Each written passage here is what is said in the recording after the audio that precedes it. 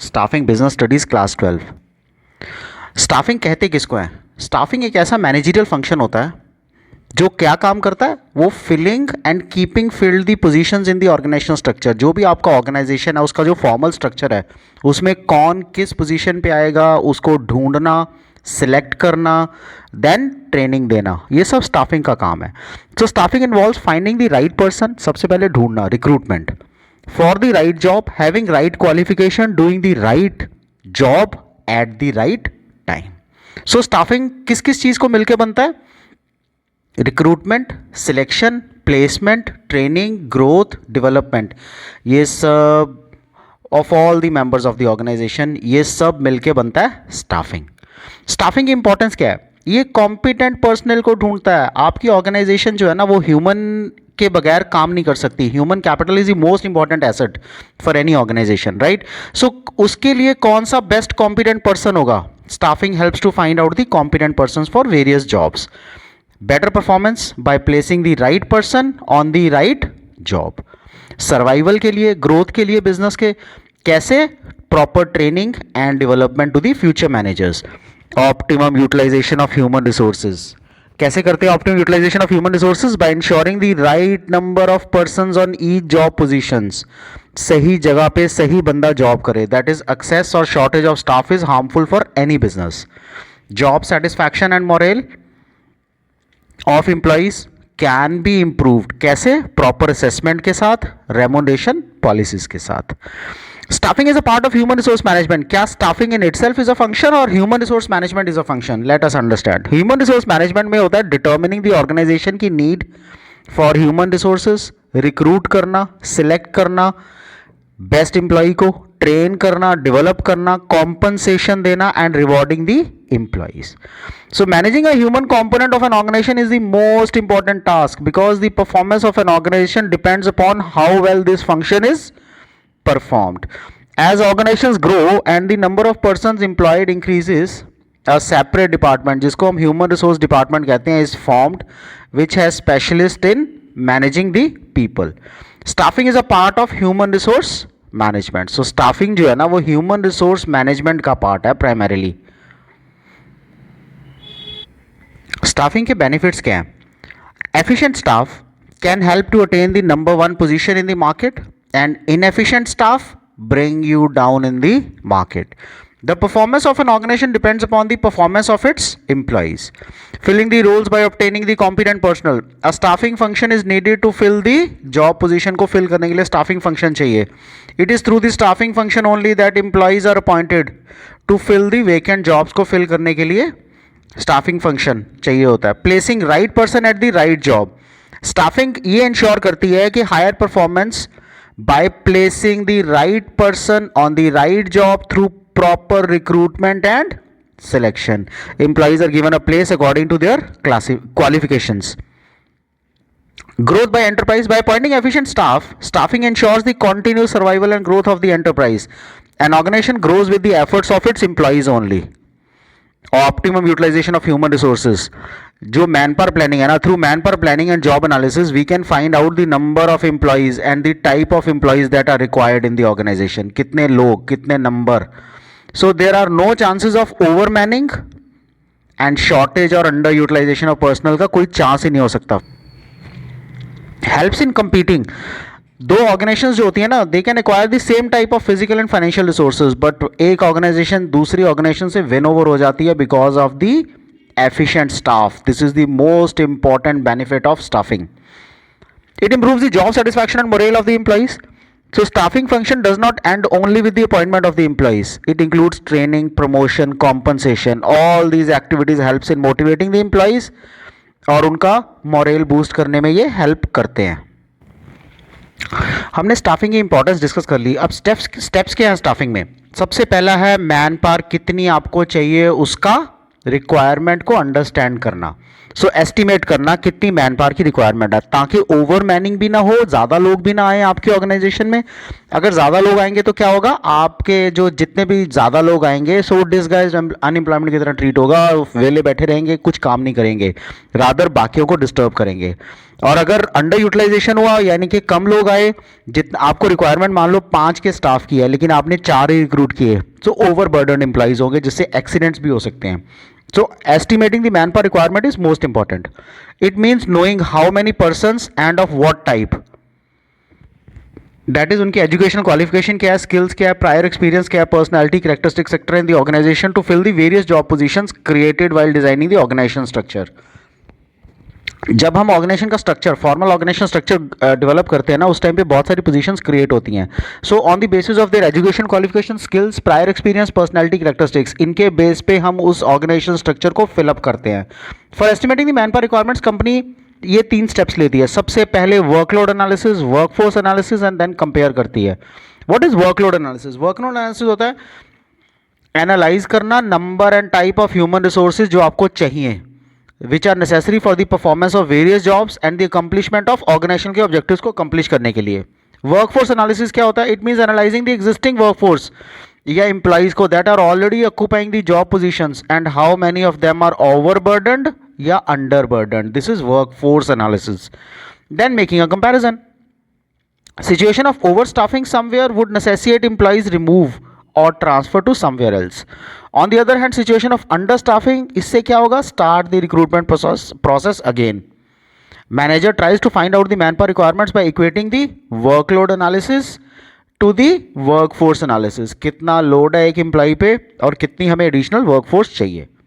हमारा second step है recruitment का. Recruitment refers to the process of inducing the people to apply for a vacant job position. Recruitment का मतलब होता है ढूंढना, लोगों को इंड्यूस करना कि हमारी कंपनी में अप्लाई करो. So it's a positive process.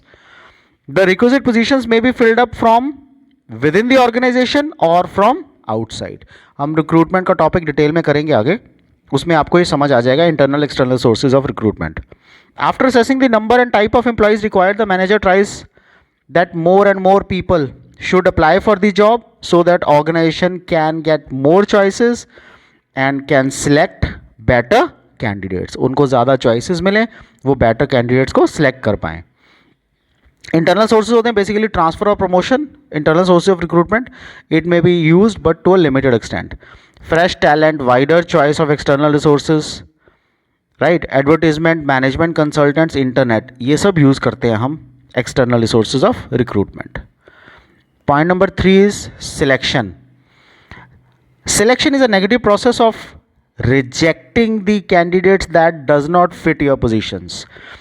So इसकी another definition क्या है? It is a process of identify करना, choose करना best candidate to fill the vacant position. It is done through a process which involves test, interviews, etc. Selection में number of selected candidates is less than the number of rejected candidates.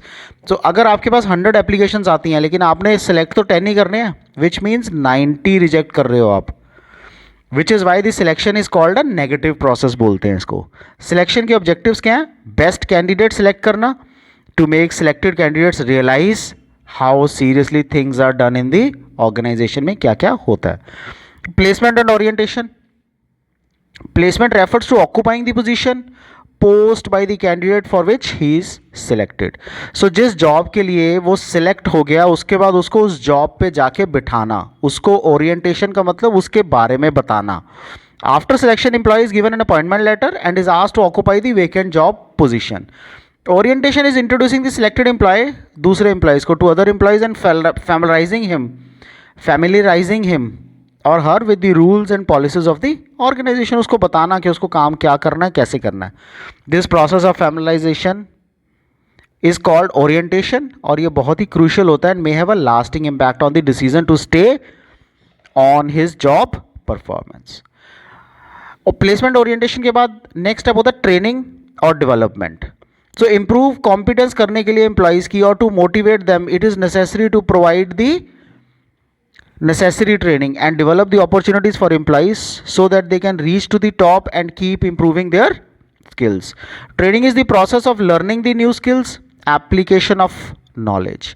It attempts to improve the performance of employees in their current job or preparing them for any intended job. Development refers to the learning opportunities designed to help employees grow. वो opportunities जो help करती हैं employees को grow करने में. It means growth of an individual in all respects. So development का prime motive होता है, ट्रेनिंग का मोटिव होता है कि आपको ट्रेन करना अबाउट अ पर्टिकुलर जॉब जो इसके लिए आप सेलेक्ट हुए हो. डेवलपमेंट का मतलब ओवरऑल ग्रोथ, कंप्लीट ग्रोथ. ये भी टॉपिक हम आगे अंडरस्टैंड करेंगे. Next is performance appraisal. एक बार आपको ट्रेनिंग एंड डेवलपमेंट दे दिया ना, आपको उस पोजीशन पे बिठा दिया.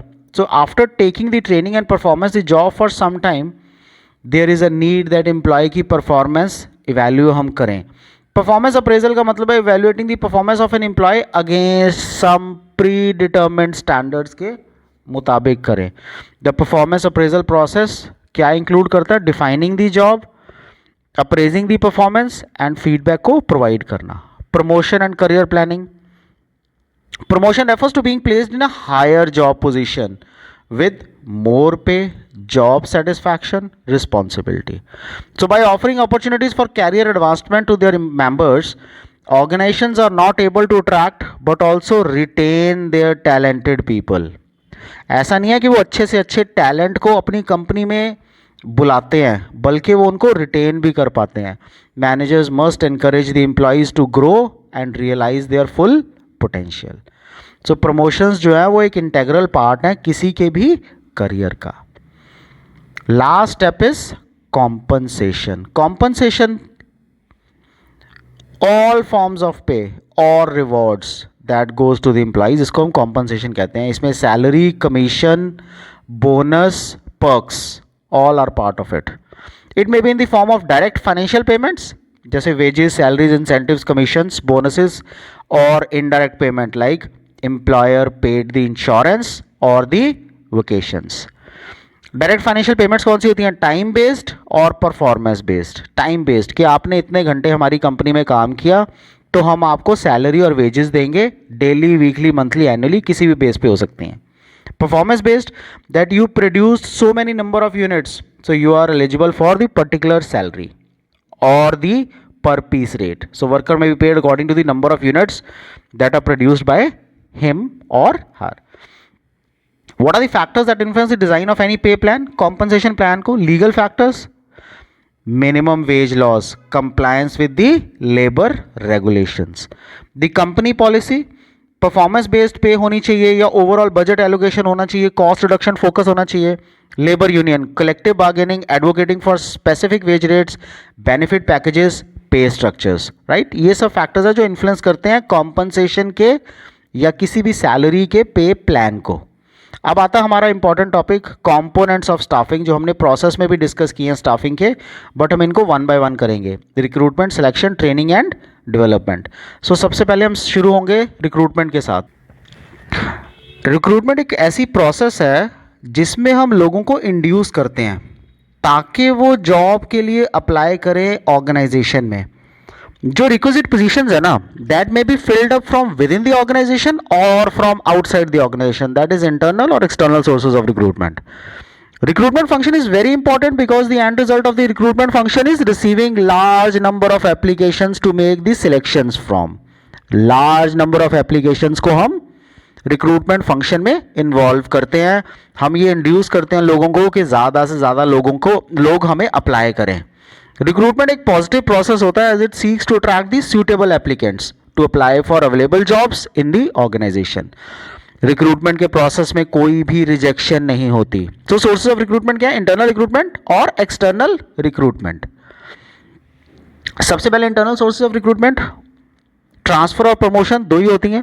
सो इंटरनल सोर्सेज ऑफ रिक्रूटमेंट में वेकेंट पोजीशंस को फिल किया जाता है by inducing the existing employees of the organisation. No outsiders are permitted in internal sources. लोगों को इंड्यूस करते हैं इंटरनल सोर्सेज में कौन से लोग? जो एग्जिस्टिंग एम्प्लॉइज हैं ऑर्गेनाइजेशन में, ताकि वो अप्लाई करें दूसरी जॉब्स के लिए फॉर द ट्रांसफर और may be for promotion.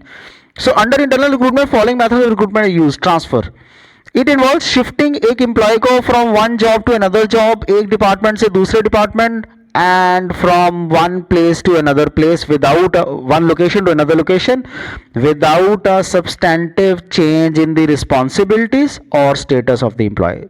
So same position पे लेकिन location दूसरी हो सकती है, department दूसरा हो सकता है. transfer is a good source of filling the vacancies with employees from oversized departments.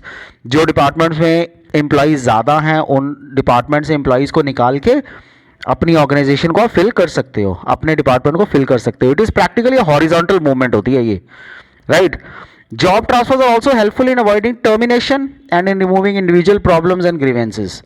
जो भी एक इंडिविजुअल की, एक स्टाफ की दूसरे स्टाफ मेंबर से प्रॉब्लम है इन दी सेम डिपार्टमेंट, उसको भी हम इरेडिकेट कर सकते हैं through transfers. Transfers can also be use for training of employees, ताकि वो डिफरेंट जॉब्स को लर्न कर पाए. Promotion is a vertical shift.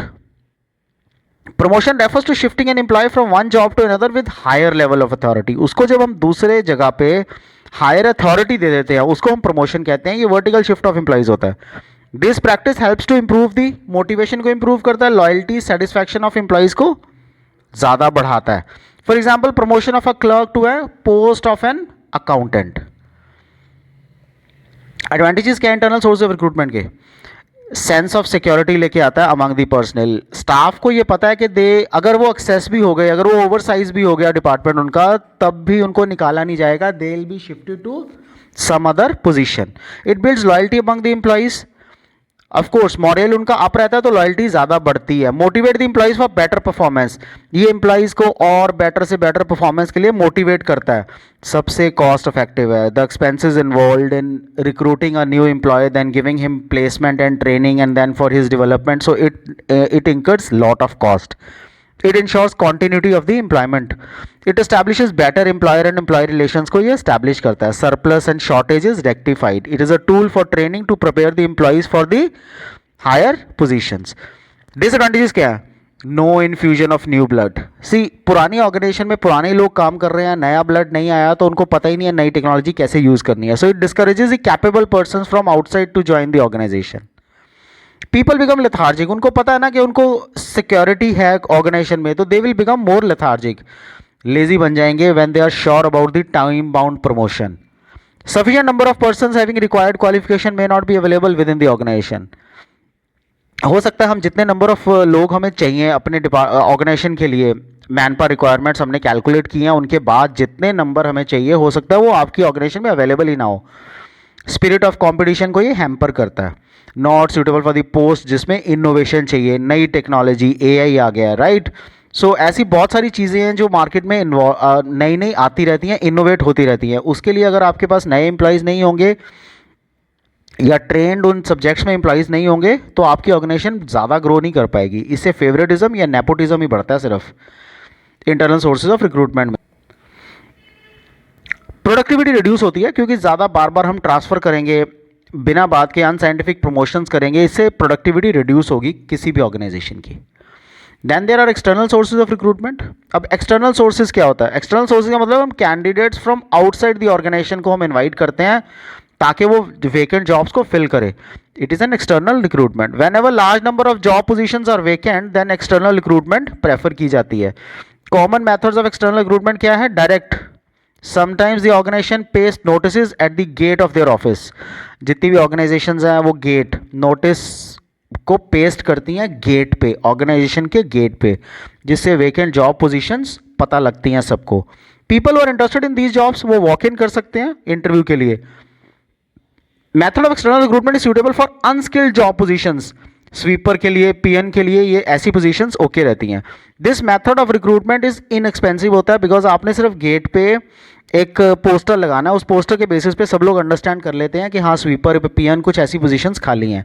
It does not involve extra cost of advertising the vacancies. Casual callers. कुछ लोग खुद ही चल के आके पूछते हैं कि क्या आपके ऑर्गेनाइजेशन में कुछ वैकेंसी है. The large organisations maintain an application file, वो मेंटेन कर लेती हैं. They keep all pending applications that the job seekers leave. Walk in कर देना लोग, तो जो जॉब सीकर्स है ना वो वॉक इन करके आके ऑर्गेनाइजेशन में पूछ के जाते हैं कि आपके ऑर्गेनाइजेशन में कुछ वैकेंसी है. If any one of them says yes, तो वो लोग एप्लीकेशन अपने पास रख लेती हैं ऑर्गेनाइजेशंस लेके, एंड जब जरूरत होती है वो तब कॉल करती हैं इन एम्प्लॉइज को if they are suitable for their positions. Sometimes the application of suitable candidates were not selected in the previous year selection process में, वो सिलेक्ट नहीं होते. So they keep those applications in their own file. This application file is considered as a waiting list मानते हैं हम इसको. Whenever there is a job vacancy suitable candidates from the waiting list are called. जब भी job vacancy होती है so suitable candidates को waiting list में हम बुलाते हैं. It reduces the cost of recruiting workforce in comparison to other sources. जो भी हमारी वर्कफोर्स है उनको जब हम रिक्रूट करते हैं so comparison in comparison to other sources, दूसरे सोर्सेज से कंपैरिजन छोड़ के ये रिक्रूट हम करते हैं. इससे हमारी वर्कफोर्स की जो कॉस्ट है, रिक्रूटमेंट की कॉस्ट है, वो भी बहुत कम आती है. बिकॉज ऑलरेडी एम्प्लॉयज़ हमें अपना बायोडाटा दे के गए होते हैं. मीडिया में एडवर्टाइज करना ये कॉस्टली अफेयर है. The most common and popular method of external recruitment for vacant job position is advertising. It may bring in a good response. For example, the job of an accountant, the advertisement can be given in a chartered accountant journal में, and for unskilled and lower rank and skilled job positions, the advertising can be given in local or regional newspapers. Employment exchanges, government employee exchanges act as middleman between job seekers and organizations जिनकी job positions vacant होती हैं. The job seekers leave their biodata and detail of their qualifications with the employment exchanges. And when the organization approaches employment exchanges suitable candidates हम भेज देते हैं. तो बहुत सारे ऐसे जॉब सीकर्स हैं जो एम्प्लॉयमेंट एक्सचेंज में अपना बायोडाटा दे के आते हैं, वहाँ पे अपनी पोजीशंस, अपना सारी डिटेल्स लिख के आते हैं.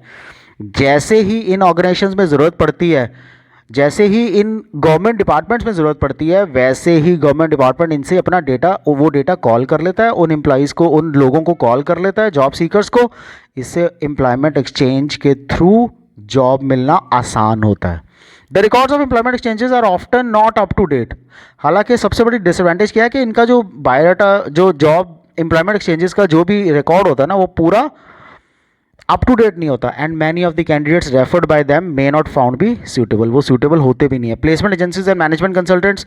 Placement agencies provide nationwide service of matching the personal demand and supply of the workforce.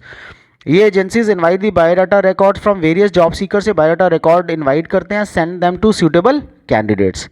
Suitable candidates को ये सेंड इन करते हैं. सो मैनेजमेंट कंसल्टेंसी जो फर्म्स होती हैं वो ऑर्गेनाइजेशंस हेल्प करती हैं technical, professional, managerial, personal and even advertise the job on behalf of their clients to recruit the right type of personal को रिक्रूट करने के लिए. Campus recruitment. Sometime the senior managers of the organization अलग अलग professional colleges में, technical institutes में fresh graduates को recruit करने के लिए कैंपस करते हैं. This type of recruitment is more common for engineers, computer programmers and MBAs. The organization prefer fresh graduates. They can be molded according to the recruitment of the organization के through mould होते हैं. Recommendation from present employees. बहुत सारी firms हैं वो encourage करती हैं अपने एम्प्लॉयज़ को ताकि वो अपने फ्रेंड्स का, रिलेटिव्स का नाम रिकमेंड करें, या और जो लोग उनको जानते हैं वेकेंट जॉब पोजीशंस के लिए उनका नाम रिकमेंड करें. It's a type of preliminary screening that takes place because the present employees know both the company and the candidates and they would try to satisfy the both. Advertising on television. एक नया trend आया external recruitment का कि जो भी advertising चाहिए होता है ना वो वेरियस चैनल्स के थ्रू हम जॉब पोजीशन के लिए मंगवा लेते हैं. They even telecast the recruitment of the job along with the qualification necessary to apply. Web publishing. So basically naukri.com, monster.com, jobseekers.com ये सब वेब पब्लिशिंग का पार्ट है. On the internet there are certain websites हैं जो specifically design for providing information regarding the job seekers and companies which have vacant positions, जैसे naukri.com. So websites are very commonly visited both by the prospective employees and organizations who search for the suitable jobs. Labor contractors, they maintain close contract with laborers and they can provide the required number of unskilled workers at a shorter notice. So workers are recruited through labor contractors who are themselves the employees of the organization. If the contractor himself decide to leave the organization, all the workers employed through him, they will follow the suit. So external recruitment के advantages क्या हैं? जो internal के disadvantages थे वो इसके advantages हैं. Qualified और एक्सपीरियंस पर्सनल मिल जाता है, चॉइस वाइडर हो जाती है, fresh talent, infusion of new blood, competitive spirit आती है, element of competition with the internal candidates.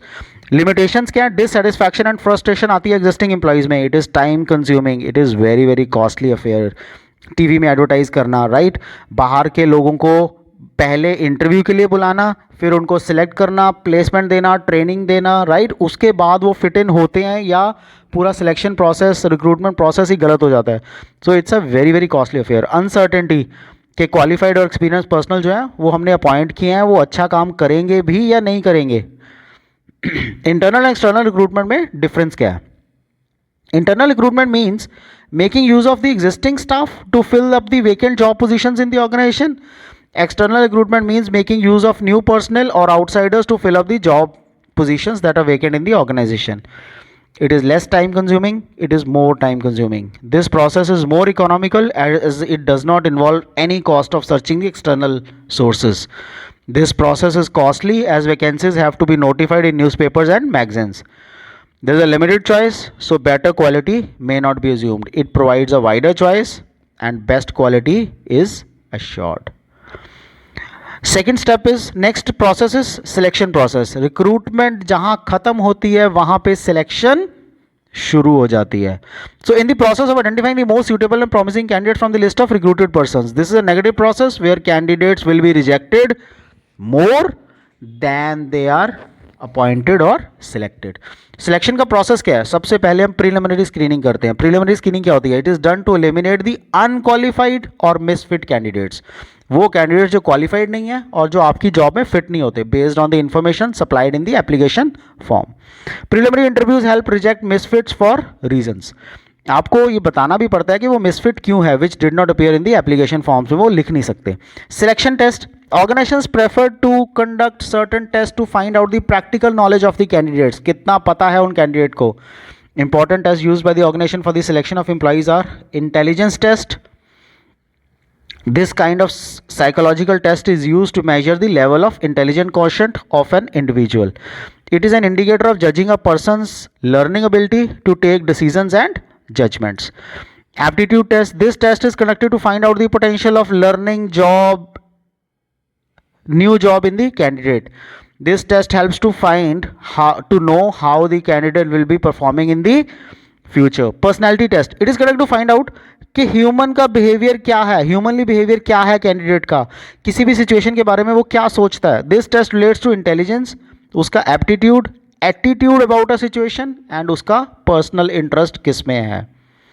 Then there is trade test. जिस काम के लिए वो आया है उसका एग्जिस्टिंग स्किल है कितना है. It helps to measure the level of knowledge and proficiency in the area of profession and technical training. उसका interest. This test is conducted to find out the type of job in which candidate has more interest, as all the people have fascination for some jobs than the others. Employment interview. The candidates who qualify for the test are called for interviews. Interview एक formal in-depth conversation होती है conducted to evaluate the applicant's suitability for the job. The role of the interviewer is to seek information and that of the interview is to provide the same. The interview has many advantages. over written test से interview की बहुत सारी advantages हैं. Interview में हम find out कर सकते हैं the confidence level of the candidate along with his professional knowledge. Checking the references and background. In the application form, the candidate is asked to give the names of 2 references. का नाम देना होता है. If the candidate qualify the interview, then the organization prefers to check with the references about the personal character of the candidates. Previous employers, known persons, teachers, university professors, ये reference check के काम में आते हैं. उसके बाद हम selection का डिसीजन करते हैं. द कैंडिडेट जो ये टेस्ट पास करते हैं, इंटरव्यू को पास करते हैं, रेफरेंस चेक क्लियर करते हैं, उनको हम सिलेक्शन लिस्ट में डाल लेते हैं.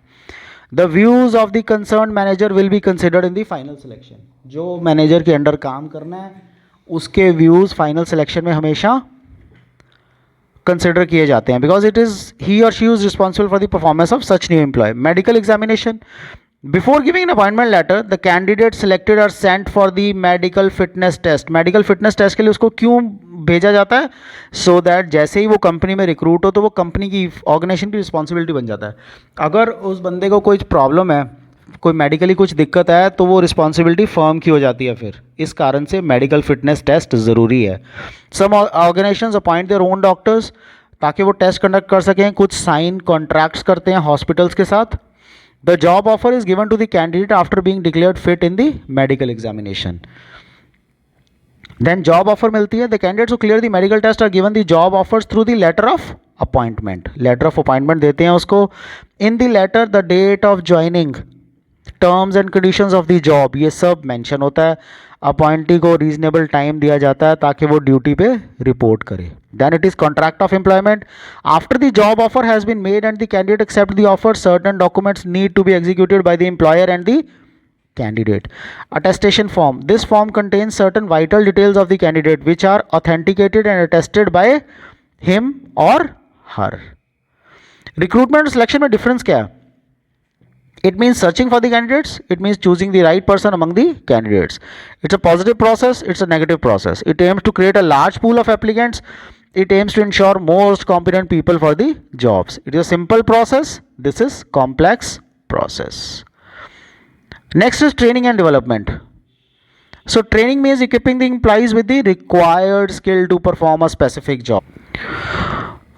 It aims to improve the performance of the employees उनकी current job में and to prepare them किसी भी intended job के लिए. डेवलपमेंट का मतलब होता है ओवरऑल ग्रोथ. ट्रेनिंग का मतलब है एक पर्टिकुलर स्किल को अपग्रेड करना. डेवलपमेंट का मतलब है पूरी की पूरी अब ओवरऑल ग्रोथ के लिए. It focuses on the personal growth, learning opportunities and the success of the employees development. Training and development difference क्या है? ये एक प्रोसेस है to increase the knowledge and skills. ये एक प्रोसेस है लर्निंग के लिए, ग्रोथ के लिए. It is to enable the employees to do the job better. It is to enable the overall growth of the employees. Training is job oriented process, development is a career oriented process, right? So it's a short term process. किसी भी एक particular skill को लेके हम train कर सकते हैं. Development एक ऑन गोइंग प्रोसेस है, इसमें ट्रेनिंग एक पार्ट है सिर्फ. Benefits of training to the organization, इससे लर्निंग टाइम रिड्यूस होता है. A trained employee takes less time in learning the job as compared to an untrained employee. There is less wastage of resources and higher productivity in the organization. Better performance. The performance of trained employees is always better than the performance of untrained employees. As in the training program, their qualities and capacities are improved. Training program में उनकी quality, उनकी capacity improve हो जाती है and employees get some experience of working on the job before they are actually assigned the job. So उनकी performance और improve होती है. This improves their performance और उनका efficiency level भी बढ़ता है. Attitude formation, training और development aims at molding the employees. Employees को mold करती है ताकि वो develop कर सकें positive attitude अपनी organization के regarding.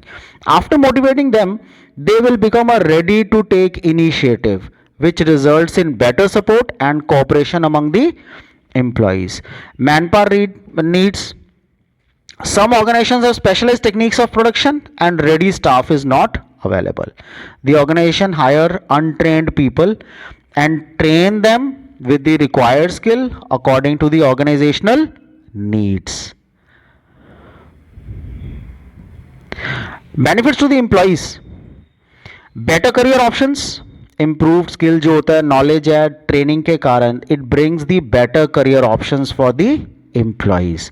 Earning more. जितना भी एफिशिएंट एम्प्लॉयज़ होंगे उनके पे स्केल्स, उनकी ये एम्प्लॉयज़ को हेल्प करेगा कि वो ज़्यादा अर्न कर पाएँ. Fear chances of accidents. Training से एम्प्लॉयज़ जो है ना वो ज़्यादा एफिशिएंट बन जाते हैं, इससे उनके chances of accidents on the job reduce हो जाते हैं.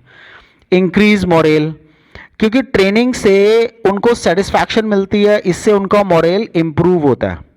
Now what is the difference between training, education and development? Training का मतलब है aptitude, skills, abilities of employees को परफॉर्म करवाना, राइट, स्पेसिफिक जॉब्स इंक्रीज करना. एजुकेशन का मतलब क्या है?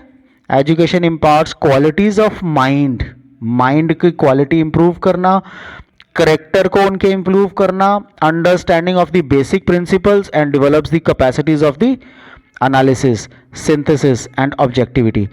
Education is broader then, training से बड़ी होती है. Development, growth of an employ in all respects, हर तरह से एम्प्लॉय की ग्रोथ करना, ये डेवलपमेंट का एक पार्ट है. ये इंपॉर्टेंट होता है. Training methods on the job end of the job, दो तरह के ट्रेनिंग मेथड्स होते हैं. ऑन द जॉब, जहां पे एम्प्लॉय जॉब कर रहा है, when the employee are trained while they are performing the job, इसको हम ऑन द जॉब ट्रेनिंग कहते हैं. इस मेथड में एम्प्लॉय लर्न करता है कैसे काम करने के साथ साथ. This method is suitable only for technical jobs. Advantages of this method is employees can learn practical problems while working on the job पे. The biggest disadvantage on the job training is that results in the wastage of resources. जितना भी on the job training होगा उससे जो untrained employee है उससे wastage of resources तो होंगे ही होंगे. So common and popular techniques of training on the job methods क्या है? Apprenticeship. The workers seeking to enter the skilled jobs are sent for apprentice training programs के लिए उनको भेजा जाता है. मास्टर वर्कर जो होता है वो परफॉर्म करता है जॉब को, जो ट्रेनी वर्कर है वो उनको ऑब्जर्व करता है. When the learner learns all the skills, then slowly he starts taking up the job. जैसे ही उसको सारे skills मिल जाते हैं वो धीरे धीरे जॉब लेनी शुरू कर देता है and the master worker becomes the observer हो जाता है वो. It is suitable for people seeking to enter skilled trades, for example plumbers, electricians. So ये suitable हो जाता है उन workers के लिए जो skilled trade सीखना चाहते हैं, जैसे plumber हो गए, electrician हो गए. Internship. Internship is where professional institute send their students, अपने स्टूडेंट्स को प्रोफेशनल इंस्टीट्यूट भेजते हैं अलग अलग कंपनीज में, so that they can practice the theoretical knowledge जो उन्होंने एक्वायर की है, उनको वो प्रोफेशनल इंस्टीट्यूट्स में जो भी थ्योरेटिकल नॉलेज एक्वायर की है उसको वो प्रैक्टिस कर पाएँ प्रैक्टिकली. इस मेथड ऑफ ट्रेनिंग में the organisation gets people with fresh ideas and latest knowledge and companies have to pay a very less amount of salary, जिसको स्टाइफन बोलते हैं. On the other hand students get chance to practise in a real work situation में students काम करते हैं internship में. जैसे MBBS के टाइम पे इंटर्नशिप कराई जाती है, लास्ट ईयर में स्टूडेंट्स को हॉस्पिटल भेजा जाता है for the practical training. Induction और ओरिएंटेशन ट्रेनिंग. इंडक्शन ये एक ऐसा प्रोसेस है, ओरिएंटेशन एक ऐसा प्रोसेस है जिससे रिसीव एंड वेलकम किया जाता है कि एम्प्लॉई को जब वो फर्स्ट टाइम ज्वाइन करता है किसी भी कंपनी में, उसको बेसिक इन्फॉर्मेशन कंपनी के बारे में देते हैं. उसको सेटल डाउन होना जरूरी होता है quickly and start the work. इस ट्रेनिंग का बेसिक पर्पस क्या है? To make the new employee feel at home and to develop a feeling of belongingness.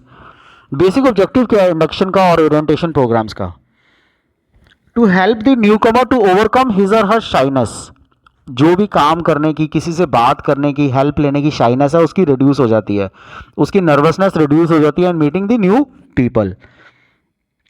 To build up the confidence of new employees. जितने भी नए एम्प्लॉइज हैं उनका कॉन्फिडेंस इंक्रीज होता है. Develop a sense of belongingness and loyalty. जो भी belongingness है, sense of belongingness, sense of loyalty आती है कंपनी के बारे में, ऑर्गेनाइजेशन के बारे में, उस एम्प्लॉय को पता लगता है, उसका प्रोसेसेस पता लगते हैं, उसका नेगेटिव एटीट्यूड वो फॉर्म नहीं करता ऑर्गेनाइजेशन या उसकी जॉब के बारे में. सो ये इंश्योर करता है कि जो नए न्यू कमर्स हैं वो बेटर परफॉर्म कर पाएँ. कोचिंग. सो एक सीनियर मैनेजर गाइड करता है, इंस्ट्रक्ट करता है ट्रेनी को as a coach. The coach periodically reviews the progress जो भी ट्रेनीज करते हैं एंड उसको कोई भी सजेशंस है वो देता है. Job rotation. The trainees systematically shifted to various jobs. एक के बाद दूसरे के बाद तीसरी जॉब में वो शिफ्ट करते हैं ताकि वो अपने एक्सपीरियंस को गेन कर पाए हर एक जॉब में. Second method is of the job training. Of the job का मतलब है लर्निंग बिफोर डूइंग. पहले उसको सिखाओ फिर काम करने दो. Of the job training means training the employees by taking them away from their work position. जहाँ पे वो काम करना है उन्होंने वहाँ से उनको दूर ले जाना. It means employees are given a break from the job and they are sent for the training. This method of training is more suitable for managerial job positions के लिए, कॉन्फ्रेंसेस के लिए. Seminars are held to train the managers. को train करने के लिए seminars होते हैं. It is concerned with imparting the training to the employees outside the actual workplace. जो भी हम employees को ट्रेनिंग के लिए बोलते हैं. The methods adopted include classroom lectures भी होता है इसमें, conferences होती हैं, case study methods होते हैं, films दिखाने, TV shows दिखाने. The employees can concentrate on training alone क्योंकि वो अपनी जॉब से अलग जगह पे होते हैं. टेक्निक्स ऑफ ट्रेनिंग क्या है? वेस्टिबूल ट्रेनिंग. वेस्टिबूल क्या होती है? Vestibule school means duplicate model of the organization. मैं आपको एक एग्जांपल के साथ समझाता हूँ वेस्टिबुल मॉडल. अगर आप पायलट बनते हो तो फर्स्ट डे थोड़ी आपको प्लेन में बिठा देंगे, तो वो क्या करते हैं कि ऐसा मॉडल जिस तरह से पायलट एक प्लेन उड़ाता है वो वाले मॉडल को कहीं और बनाते हैं. उस मॉडल को साइमुलेशन मॉडल बोलते हैं. ये साइमुलेशन मॉडल में जो ट्रेनीज होते हैं ना उनको साइमुलेशन मॉडल के थ्रू पहले सिखाते हैं एंड देन उनको प्लेन में एंट्री करवाते हैं. When experienced and delegate machines are involved, then employees avoid using on-the-job methods of training. So machines जो है वो delegate होती हैं, right?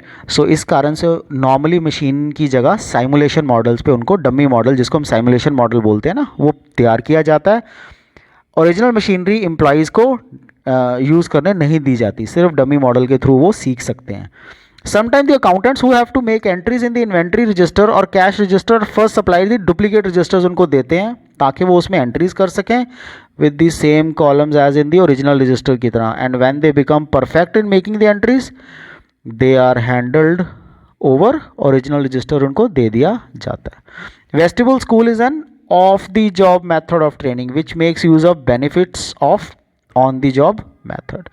So off the job training method होता है ये, लेकिन ऑन दी जॉब के बेनिफिट सारे मिलते हैं बिकॉज साइमुलेशन मॉडल जो होता है ना वो similar to the original model होता है. Classroom lectures and conferences it is suitable to convey the information बताने के लिए, रूल्स प्रोसीजर्स मेथड ये सब बताने के लिए ये ठीक रहता है. Film shows it can be use to provide information through demonstration के थ्रू हम इंफॉर्मेशन इसमें प्रोवाइड करते हैं.